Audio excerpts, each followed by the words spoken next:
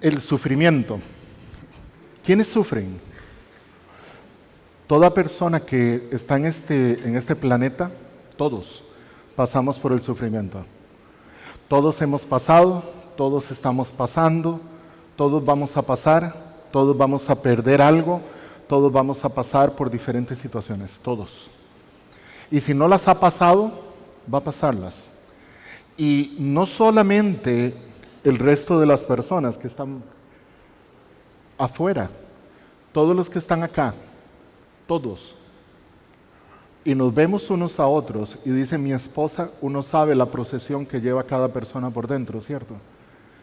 Hay gente que está sufriendo con pérdidas, gente que está sufriendo con un familiar, gente que está sufriendo por sus conocidos, pero todos tenemos algo. Hemos aprendido de cómo lo vivió Job y vamos a repasar un poco más de eso. Pero basta venir pasando por San José y mirar hacia un lado de la ventanilla y ves el sufrimiento de las personas. Y a uno se le parte el alma y uno trata de mirar para otro lado. Porque duele. Duele ver niños, duele ver gente, duele ver el dolor humano. ¿Y qué decimos ante eso? ¿Y cómo viven los cristianos? Lo que sabemos y lo que vemos es que hay un tren de mitos desde la perspectiva humana, que el primero lo que dice es, yo no entiendo de dónde viene este sufrimiento. Es que ni lo creo, yo no deseo sufrir, yo no lo merezco. Es que la gente mala es la que merece sufrir. Yo no soy malo. Yo soy bueno, yo soy una persona buena, ¿por qué yo sufro? ¿Por qué le pasó esto a un hijo mío, a un tío, a mi mamá? ¿Por qué le pasó esto a fulano? ¿Por qué le pasa esto a la gente? ¿Por qué si era gente buena? ¿Hubiera sido gente mala? Pues, y empiezan los mitos, y empiezan el montón de cosas, el ser humano tratando de decir, tratando de entender qué es exactamente lo que sucede. Ah, yo sé. Y ahí es donde empieza nuestro juicio. Cuando levantas tu dedo y te dices, yo sé. Ese señor es borracho porque tal y tal y tal, y empiezas a hilvanar y a justificar el porqué. Empiezas a decir, seguramente es un castigo de Dios, pero Dios no es bueno. ¿Por qué deja que yo sufra? Decía mi mamá, el que se porta bien, le va bien, hijo mío. Eso decía mi mamá, y me lo enseñó desde chiquito. Si usted se esfuerza, todo le va a ir bien. Me hubiera gustado contarle a mamá, pero yo creo que ella también lo sabía. No solamente es portarse bien, ¿verdad? Porque gente que se porta de lo más bien, le pasan cosas que uno no desea. ¿Por qué a mí, que yo soy tan bueno? Y siempre el malo es que el que está en la cárcel, o el malo es el vecino, el malo es la otra persona. Yo no tanto. Solo el que peca va a ser castigado por medio de sufrir este mundo. Yo no. El infierno es este mundo. Este mundo es el infierno. Mitos acerca de dónde se sufre, por qué yo no entiendo. Porque el que sufre es porque quiere, porque la vida hay que disfrutarla. Vive la vida, porque yo vine a esta vida, pero yo no vine para sufrir. Yo no creo que Dios quiera que yo sufra. Eso no sería un Dios de amor. Yo creo que cualquiera que lo haya escuchado me cuenta porque me las estoy fumando todas yo, ¿no?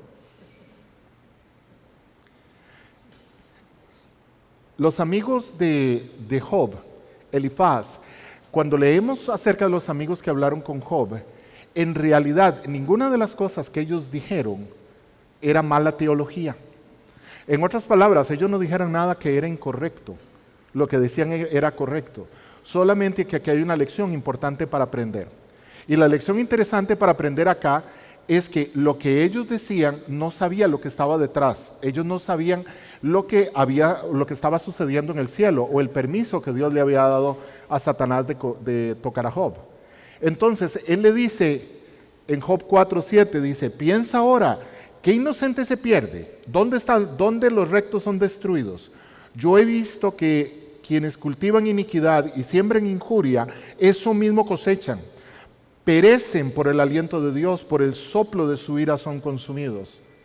Y la pregunta acá es, o el argumento que está detrás de esto, le está diciendo, ninguna persona buena sufre de calamidad. Algo malo tuvo que haber hecho Job. ¿Era cierto que algo malo hizo Job? En realidad no, pero los amigos no lo sabían. Ahora, ¿es cierto que el sufrimiento viene de la caída, como dijo Rolly? Sí, porque si no hubiéramos caído, no nos hubiéramos alejado de Dios, no hubiese desencadenado la maldición hacia la tierra y hacia el hombre. Todo esto tiene una razón de ser. Dios mismo dijo, maldita va a ser la tierra. Eso tuvo un impacto y ahora lo vamos a ver. A partir de eso vamos a sufrir. Pero hay una gran diferencia de cómo sufren los hijos de Dios y los que conocemos a Dios en una forma personal y cómo sufre el resto de los seres humanos. Una gran diferencia. Pero el amigo Elifaz no sabía eso. Entonces, había una fuerte creencia en este tiempo de que si usted sufría era porque, mi hermano, usted tiene rabo que le majen. A ver, suelte. ¿Cuál es el pecado que tiene? Entre más rápido lo confiese, más rápido sucede. Así que Job estaba sufriendo, por lo tanto, la única posibilidad es que Dios lo estaba castigando. Job debía de arrepentirse de su pecado para parar de sufrir.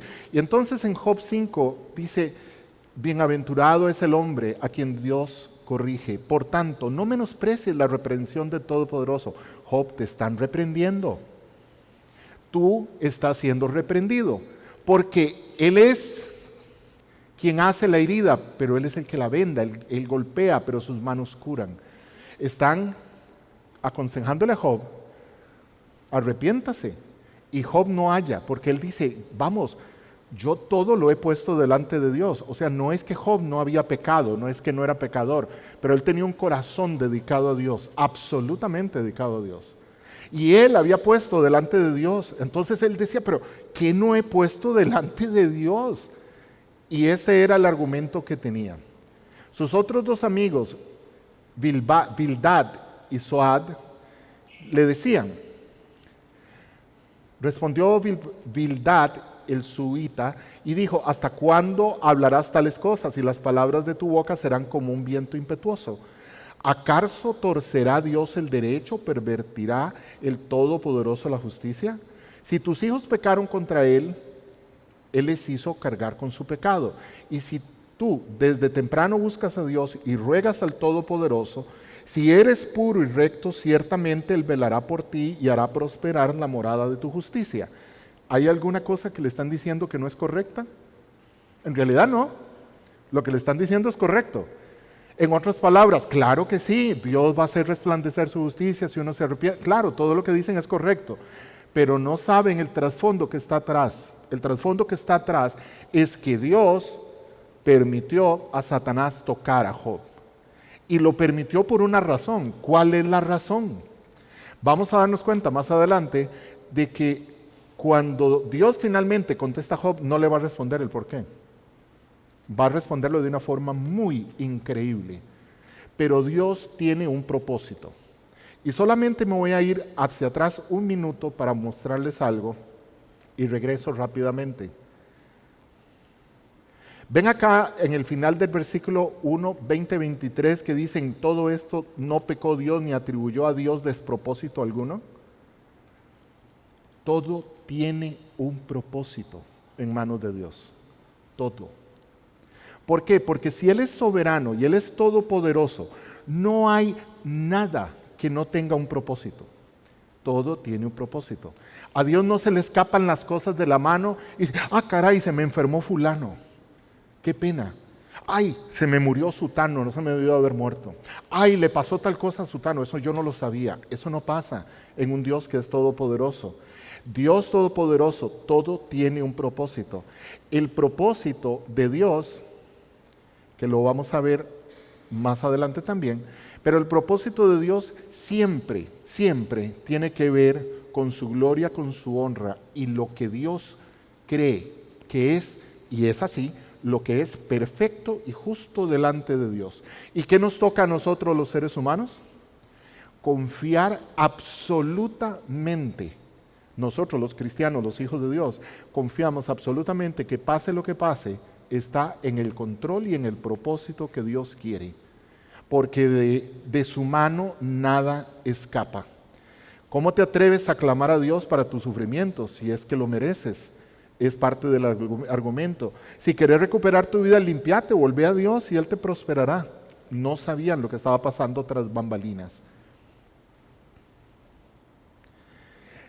Y sí, la verdad, como decía hace unos minutos, es que si nosotros no hubiésemos caído, la maldición sobre la tierra no hubiese existido, lo cual existe. Entonces, cuando el ser humano, primero Dios le dio la potestad al hombre sobre la tierra, le dijo, te doy todo esto, y Dios le dijo al hombre en Génesis 1:27, y creó Dios al hombre a su imagen, a imagen de Dios lo creó, varón y hembra lo creó, los bendijo Dios y les dijo, fructificad y multiplicados, llenad la tierra y sometedla, ejerced potestad sobre los peces del mar, las aves del cielo y todas las bestias que se mueven en la tierra.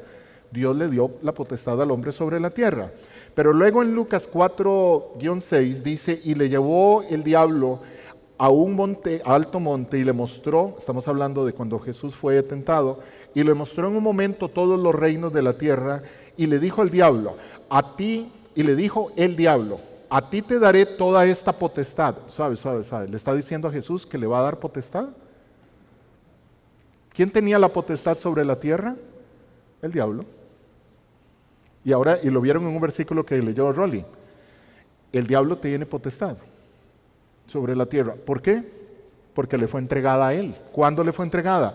Cuando nos caímos atrás en Génesis. Le fue entregada. Entonces, el diablo no puede ofrecerle a Jesús algo que él no tiene. ¿Recuerdan que leímos en Job que le preguntó, ¿y dónde andabas? Dice, dándome una vuelta por la tierra y viendo a ver cómo están las cosas. Es casi como le dice, viendo la finquilla, a ver qué tal están. A ver a quién hago caer. A ver a quién friego más. El diablo tiene potestad y le va a ser arrebatada. ¿Por qué? Porque Dios nunca ha dejado de ser todopoderoso, todo soberano, aún encima del diablo. Pero él tiene potestad porque le fue entregada y se le va a quitar. Y él ofrece y le dice a Jesús, a ti te daré toda esa potestad, la gloria y la gloria de ellos, porque a mí me ha sido entregada. Y a quien quiero la doy, de veras. ¿Y quién está encima de usted? El Todopoderoso, Rey de Reyes, Señor de Señores, está encima de usted. Y Juan 5:19 dice, sabemos que somos de Dios y el mundo entero está bajo el maligno, aún. Por lo tanto, todo lo que nosotros vemos, sí, el diablo tiene potestad sobre este mundo, pero de nuevo, recuerden, Dios es soberano. Si Él no lo permite o no lo provoca, no sucede. ¿Recuerdan en Job? Él lo permitió. Aquí nosotros vamos a enfatizar una y otra vez, sí, el sufrimiento tiene este origen, sí. La clave va a ser en cómo lo enfrentas, si lo vas a enfrentar como un hijo de Dios o cómo lo vas a enfrentar o como un no creyente. Porque recuerden que Dios sí está en control y Dios va a cumplir su propósito. Esa es la fe que tenemos absolutamente clara, porque sabemos de que Él todo lo hace para su honra, para su gloria, y todo tiene un sentido y un propósito en Él. Así que cuando el hombre se aparta de Dios, Dios lo aparta de sí mismo. Y le dice, yo no puedo estar con alguien que no es absolutamente santo. Usted pecó, lo aparta. Dios lo aparta debido a su pecado. Esa separación tiene una consecuencia cósmica para el hombre, para el planeta y para el universo. Todo se friega. Y todo se friega es todo. La tierra, los cultivos, el cambio climático, la pobreza, la distribución, todo se friega, todo. Y todo se va a seguir fregando hasta que Dios retome otra vez. Pero va a ser así. Así que en un mundo caído experimentamos dos posibles fuentes. Hay una fuente de sufrimiento que tiene que ver autoprovocado por nuestra naturaleza caída, que es la naturaleza egoísta del ser humano, que ¿quiénes tienen? Todos los seres humanos. Y hay otra que no tiene que ver con una naturaleza que yo mismo me provoqué, pero yo la hice, yo la empujé, yo fui el que hice eso. Y vamos a verlo un poco. Ambos están bajo el control divino, recuerden, ambos están bajo el control divino y todo va a ser usado para su honra y para su gloria, porque Él es soberano. Si hay algo que nosotros pensamos, bueno, es que eso no, Dios no se dio cuenta, entonces no es soberano. Estamos adorando a un Dios que no es soberano. Y si realmente creemos que es soberano, Él tiene control.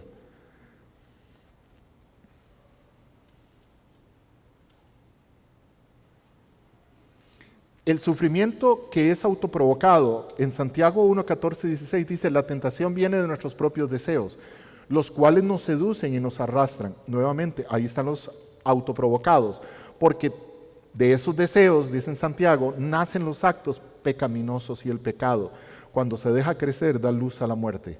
¿Cuáles son estos? Provocado precisamente del egocentrismo del ser humano, vienen una serie de sufrimientos que vienen de estas cosas, ya sean de adicciones que yo desarrollo, que vanidad, extrasensibilidad, lo que dijo Rolando ahora, que del hedonismo, de creer que la vida todo tiene que ser placentero, que todo tiene que ser para mi disfrute, para mi placer, yo no vine aquí a sufrir, el Dios de la prosperidad, que Dios cuando yo acepto a Cristo, yo voy a ser eternamente feliz y mi vida eterna empieza ahora porque aquí es donde vamos a ser más felices, aquí es la vida más feliz. Eso es equivocado. Si no, pregúntenle a todos los apóstoles, excepto a Juan que murió en el martirio. Entonces, que los otros 10 no pasaron muy felices, ¿eh? Y a Pablo le cortaron la cabeza. Entonces, y a Jesús, que sufrió más que ninguno. El orgullo. Ayer yo no sé, nos topamos con un programa ahí en la casa que nos llamaba la atención porque es la vida de gente de muchísimo dinero que vive en Dubái. Y esta familia o este grupo de mujeres que estaban hablando en ese instante, en esta cosa, decían, ¡ay, qué lindo estar entre gente tan perfecta! Somos perfectos. Porque tienen millones de millones de millones de millones de dinero. Y una muchacha se compró un collar que valía $3 millones para una fiesta. Estamos en una vida perfecta. ¿Será? Cada uno de los seres humanos acarrea un sufrimiento. Y el único que tiene respuestas para decir, ¿cuál es el propósito de mi sufrimiento es Dios? Pero cuando nosotros vemos a alguien sufrir, nos vamos encima directamente a decirle, ¿por qué es que usted sufre? Que eso es una de las grandes lecciones que aprendemos en el libro de Job. No tan rápido. Recuerde que hay algo que está sucediendo, que no lo sabemos.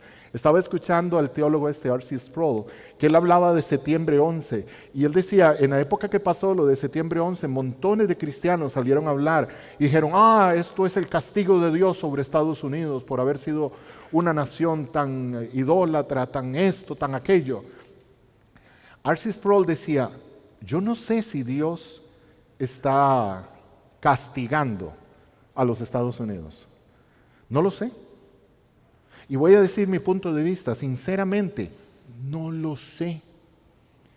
Tampoco puedo decir que de fijo no es un castigo, pero tampoco puedo decir que lo es. ¿Sí me estoy dando a entender?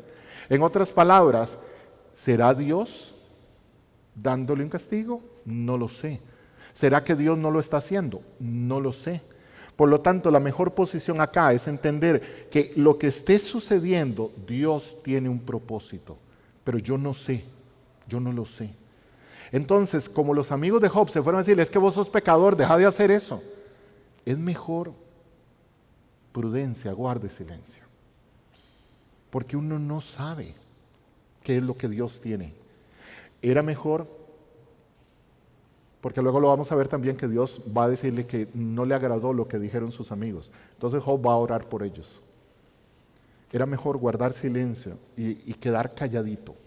Ahora, este sufrimiento autoprovocado por todo el egocentrismo humano, también tenemos otro que no es provocado directamente por el ser humano, pero sí por la caída, que nos hace precisamente caer en lo que Dios dijo en Génesis 3. Maldita será la tierra por tu causa. ¿Causa de quién? Tuya. Con dolor comerás de ella todos los días de tu vida, espinos y cardos te producirá, y comerás hierba del campo. En el sudor de tu rostro comerás, y el pan hasta que vuelvas a la tierra, porque de ella fuiste tomado, polvo, pues polvo eres, y al polvo serás tornado.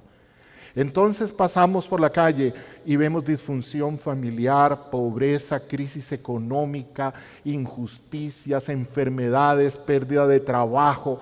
Vemos gente en la calle, drogadicción, alcoholismo, y decimos, ¿por qué esto no puede ser? ¿Qué es lo que hemos hecho? Seguro esa persona sí, ese sí tuvo un gran pecado, porque véalo dónde está. Si no, cuidado, no haga eso. Recuerden que todo tiene una razón y tiene un propósito.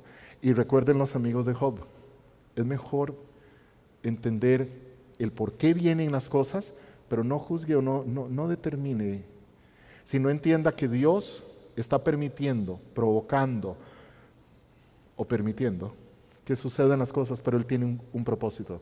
Él está en control. Así que hay tres visiones diferentes del que sufre. El primero que está es el creyente que conoce a Dios. El creyente que conoce a Dios busca agradar a Dios y sabe que Dios tiene un propósito en su vida y en todo lo que sucede. Y en su proceso de santificación agradece y crece en la tribulación. Estoy exactamente a 4 días que cumplo 2 años que salí del hospital. 44 días en el hospital, en cuidados intensivos. ¿Cómo sufrió Verónica y mi hijo Santiago? Yo sufrí mucho también, pero Dios es bueno, es muy bueno. Yo recuerdo en cuidados intensivos que yo decía, bendito sea el nombre de Dios. Y si muero, bendito sea el nombre de Dios. Porque Dios es bueno. No importa lo que me pase. Porque si muero hoy, yo sé dónde voy a estar. Claro que yo quiero estar con mi familia. Claro que sí. Pero eso no quita por un instante que Dios es bueno. El día que yo me despedí de mi esposa y mi hijo, yo jamás pensé que yo iba para cuidados intensivos tanto tiempo. ¿Y qué tendría que hacer? ¿Maldecir a Dios porque lo que me estaba pasando no era para mí? ¿Que mejor hubiese sido otra persona? Lo que fuera que pasara, Dios tiene un propósito. En la vida de Job lo elevó de nivel. A mí también me ayudó a crecer. Vimos la mano de Dios todos los días. En las cosas pequeñas, la gente que le permitía a mi esposa entrar a verme, la gente que permitía, la gente que me cuidaba, gente que pasaba a la orilla de mi camilla y yo no podía hablar y había un hombre que se me acercaba y me decía, adelante campeón, adelante que Dios está con usted. Y seguía y yo decía, Dios bendiga a ese hombre, por Dios, Dios lo bendiga. Todos los días mi familia y ustedes que me acompañaron orando, vimos el favor de Dios. Y en este instante hay un amigo que está viéndonos por YouTube, que hace 2-3 días le quitaron un riñón. Y él está en estudios bíblicos con nosotros. Y él, Edgar, que nos está oyendo en este momento, él está en una cama en su casa, agradeciéndole a Dios que salió adelante. ¿Cuál es el propósito de Dios? Yo no lo sé, pero sí sé que Dios tiene un propósito. Y no importa por lo que hemos pasado, lo que están pasando cada uno de ustedes. No importa por lo que pasen. Recuerden que Dios tiene un propósito. Y Dios va a ser honrado, sí o sí. Así que el creyente de Dios le da gracias a Dios. No, salimos muertos de risa. No, sufrimos y lloramos. Y en eso no hay pecado. Pero le damos la honra a Dios. Sabemos que nada nos podrá arrebatar de las manos de nuestro Señor Jesucristo. El que no es creyente, que no le conoce, pero le conocerá, al inicio va a pensar exactamente como cualquier otro ser humano, como nosotros igual lo vimos. Pensaremos que eso es injusto, que no es correcto, que le debe haber caído al fulano de la par, que el vecino tenía más culpa que yo. Y le echaremos la culpa y algunos hasta nos enojaremos con Dios. Pero Dios sigue siendo soberano, Dios sigue siendo bueno, Dios sigue teniendo un propósito y lo va a cumplir. Y lamentablemente, por lo menos así lo veo, el que no es creyente y no le conoce y no le conocerá, seguirá viendo su visión humana sin Dios y seguirá cargando una carga pesadísima de tristeza y de dolor en busca centralizada en su propio yo. Y buscará satisfacer sus necesidades, pero no tiene esperanza. Nosotros tenemos a Dios. Qué bendito sea el nombre de Dios. Qué bendecidos somos, Porque podemos decir, bendito sea el nombre de Dios. Y sabemos que hay un propósito. No estamos solos. Pero el que no tiene respuesta dirá, ¿por qué a mí? ¿Por qué sufro? ¿Por qué no el de la par?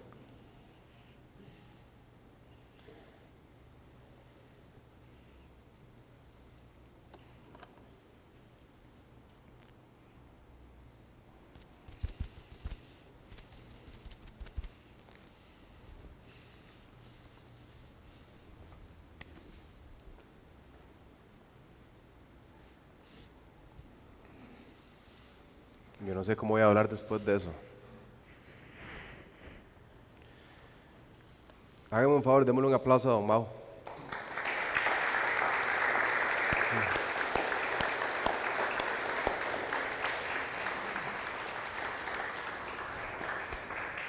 Porque así realmente Bendito podríamos sea el nombre concluir de esta Dios. charla.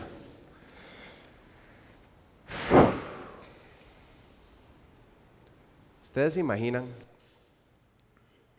que estuviera don Mau ahí en la cama del hospital de él, sufriendo lo que está sufriendo y confiando cuánto le está confiando?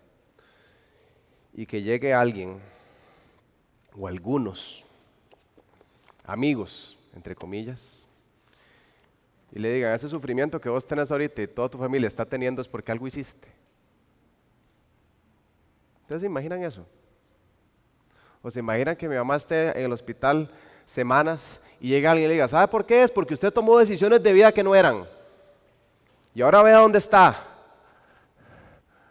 ¿Verdad? Sería de tirarlo por la ventana. Ahí mismo. Uno tendría que hacer todo lo posible por ser creyente y no matarlo.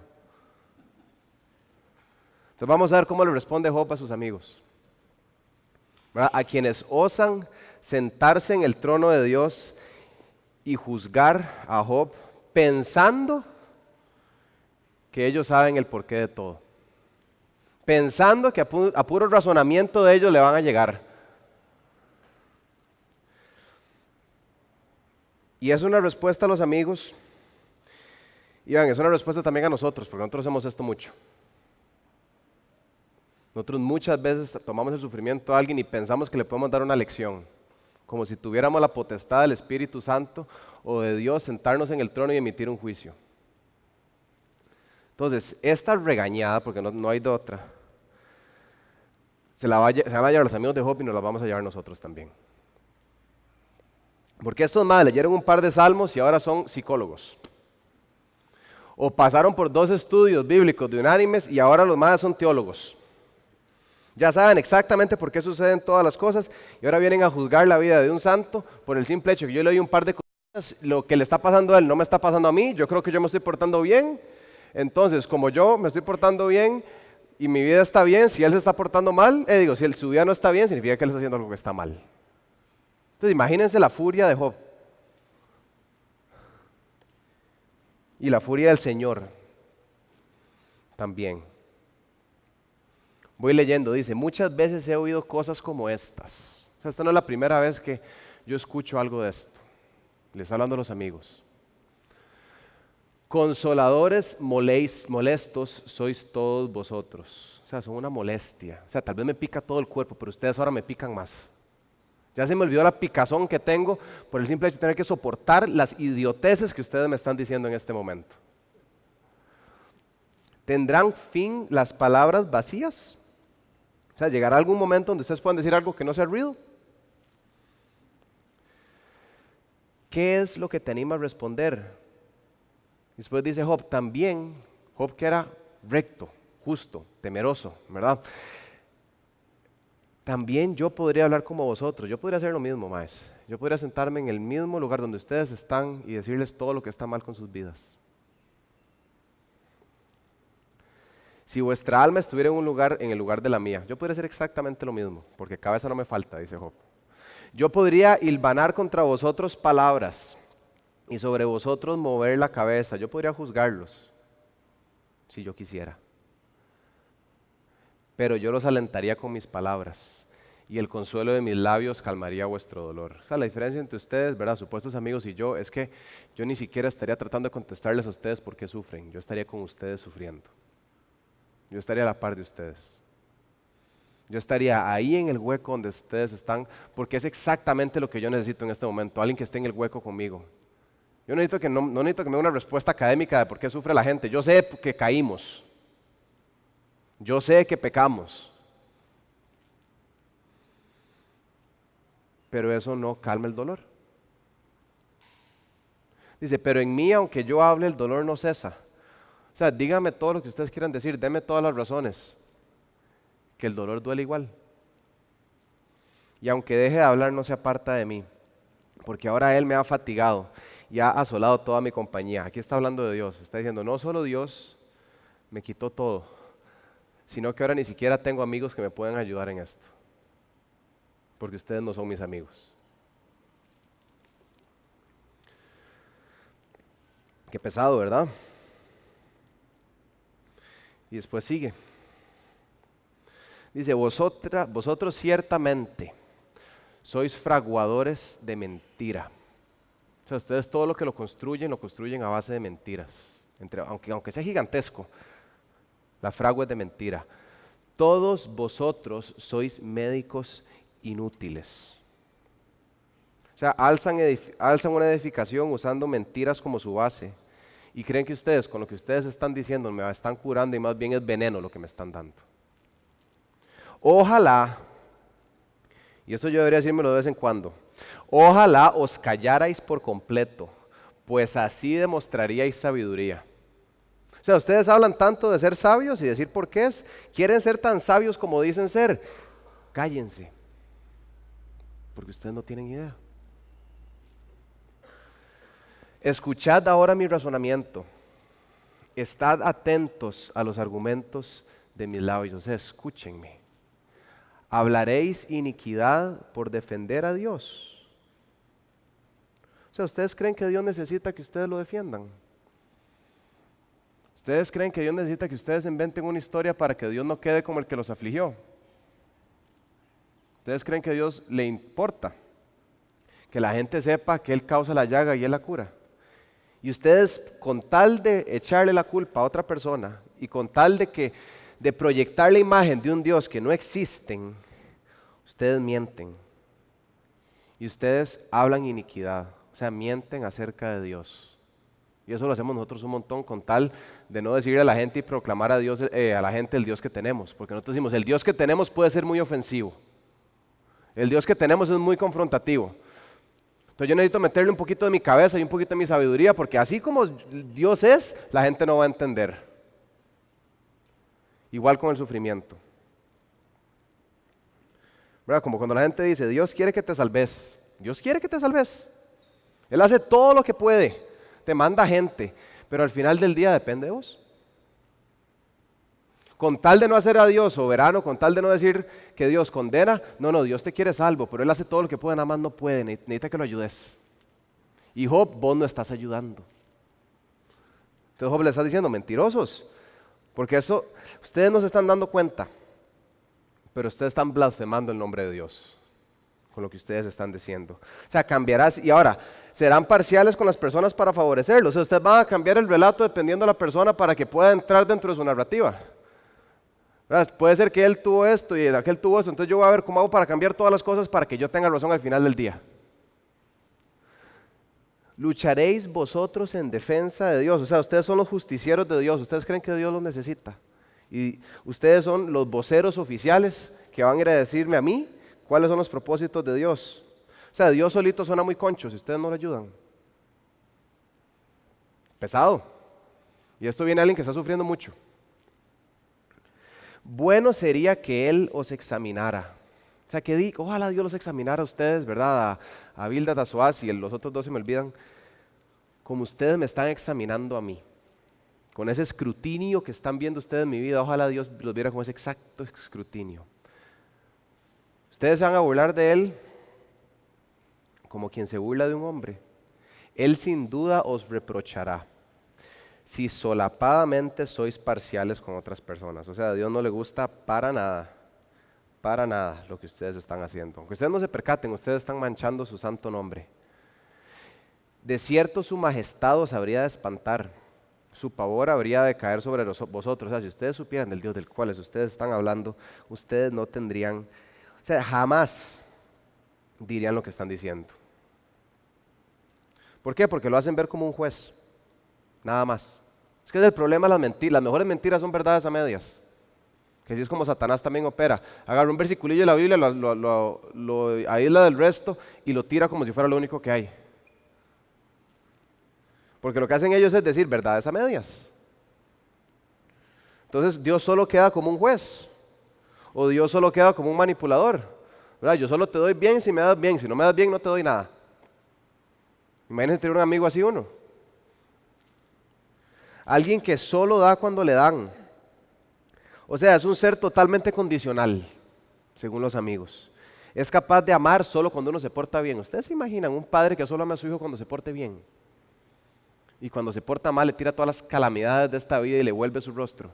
Porque ese es el Dios que ellos están, sin saberlo, proyectando. No.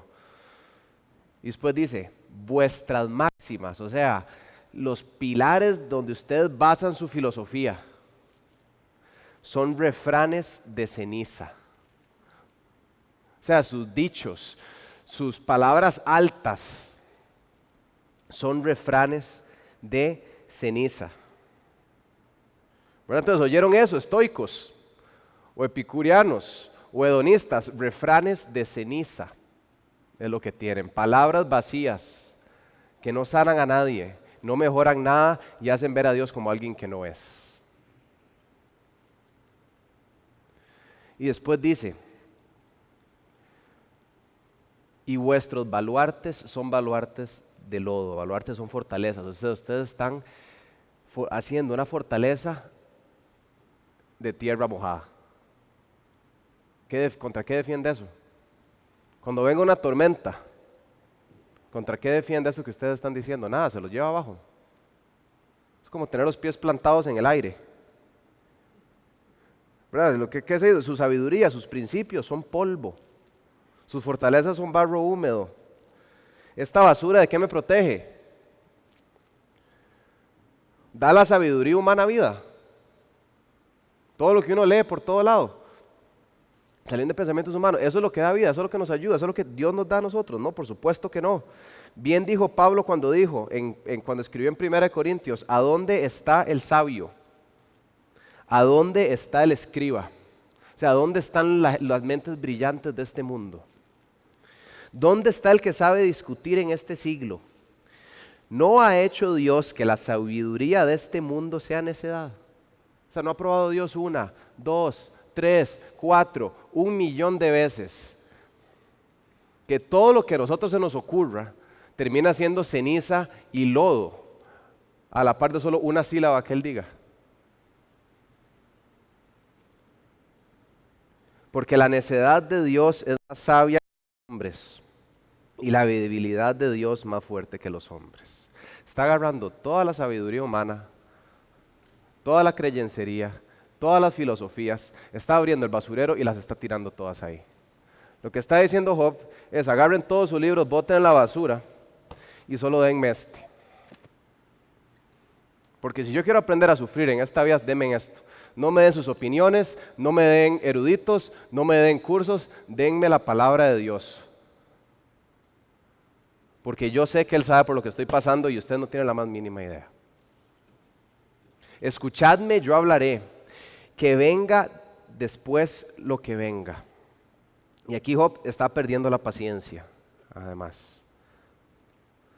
¿Por qué he de arrancar yo mi carne con mis dientes y he de tomar mi vida en mis manos? Y ahora él dice algo que para mí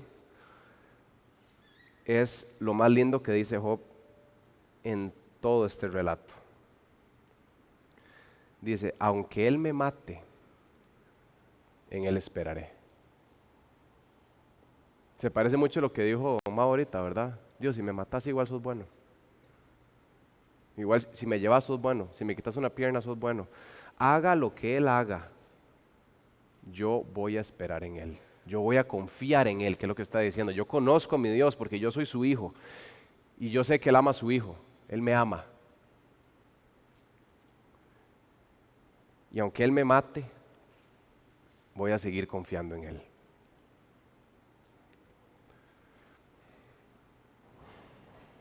Ahora, habría sido lindo que el libro termine ahí, pero no termine ahí porque Job empieza a flaquear. Job, en toda esta discusión con los amigos empiezan a darle argumentos, él empieza a perder la paciencia y empieza a desesperarse, empieza a perder esperanza y llega un punto donde tiene una desesperación total del alma. La noche oscura del alma, le dicen algunos, donde él pierde toda su esperanza. Después, en medio de este diálogo dice: ¿por qué viven los impíos y envejecen y aún crecen sus riquezas? Porque antes uno de sus tres, amigos psicólogos cristianos, lo que sea ellos, ¿verdad?, que trataban de ser, estaban diciendo que al malo le va mal y al bien le va bien y Dios ejerce justicia inmediatamente. Entonces dice Job, eso no es cierto. Y dice Job en capítulo 21, ¿por qué viven los impíos y envejecen? Si vos decís que los impíos no envejecen, yo los veo. Y aún crecen sus riquezas. Su linaje se robustece ante su vista y sus descendientes están delante de sus ojos, mientras yo estoy rascándome con un tiesto. ¿Verdad? Sus casas están libres de temor, ningún azote de Dios viene sobre ellos. Ellos hacen lo que les dé la gana y Dios solo les da más. Sus toros se engendran sin fallar y sus vacas paren sin que su cría se malogre. Y a mí me mató todo el ganado. Salen sus pañuelos como en manada, sus hijos andan saltando, saltan al sol del tamboril y de la citara, se regocijan al sol de la flauta, o sea, pasan felices, se van de fiesta, se pegan sus borracheras y nada les pasa. ¿Usted no les da chicha cuando usted conoce gente que hace lo que les da la gana y siempre se salen con la suya? Todos tienen uno de esos, ¿verdad? Conocidos. Se ríen porque saben, ¿verdad? Y si no conocen uno es porque ustedes son ese. Que siempre salen con la suya. Job está diciendo eso. ¿De qué me sirve seguir a Dios si este mal a la par mía hace lo que le da la gana y Dios no lo castiga? Pasan sus días en prosperidad y en paz descienden al Seol, porque cuando se mueren ustedes los ven así, muertitos igual de tranquilos que los creyentes que sufrieron como locos. Imagínense, no sé, Pablo lo decapitan y queda con la cara G y el César dormidito. Apártate porque no queremos conocer tus caminos. Eso es lo que le dicen el impío a Dios. Apártate, yo no te quiero en mi vida. Quiero vivir la vida como a mí me da la gana. Y parece ser que Dios dice, ok.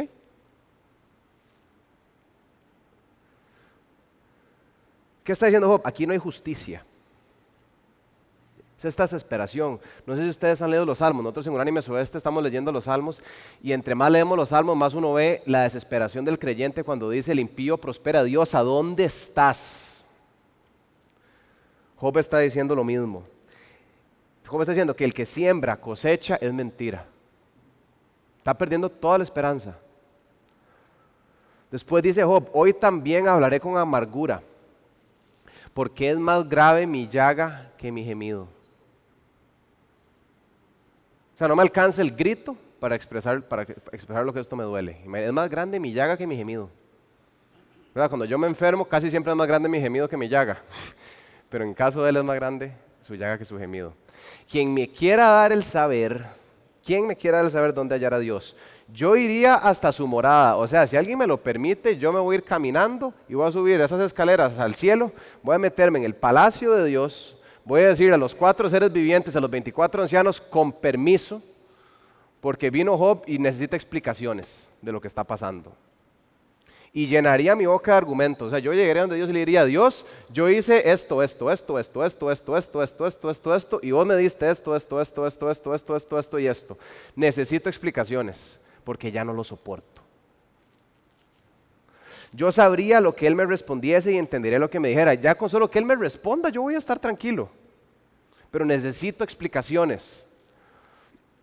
Contendería conmigo con la grandeza de fuerza. O sea, me aplastaría apenas yo lo busque, no, porque es mi papá. No, sino que Él me atendería. Allí el justo razonaría con Él.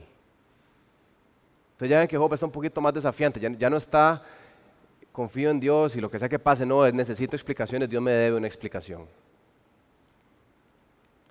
Y llega un punto en el que él dice, abrió Job su boca y maldijo su día. Exclamó pues Job y dijo, maldito o perezca, maldito el día en que yo nací y en la noche que se dijo un varón ha sido concebido. O sea, Job prefirió estar muerto. A este dolor llegó él. No es que quería suicidarse, nada más dijo, ¿por qué Dios me trajo a este mundo para pasarla tan mal? Más adelante en el capítulo dice, habría sido mejor que yo hubiera sido abortado que yo hubiera salido muerto del vientre de mi madre y voy directo a la presencia de Dios y disfruto con Él. Habría sido mejor que eso hubiera pasado, yo tener que pasar por todo esto. Ya no soporto más, él dice, esto no es vida. Entonces, maldigo el día, vean qué pesado lo que dijo Job. Maldigo el día en el que Dios me creó.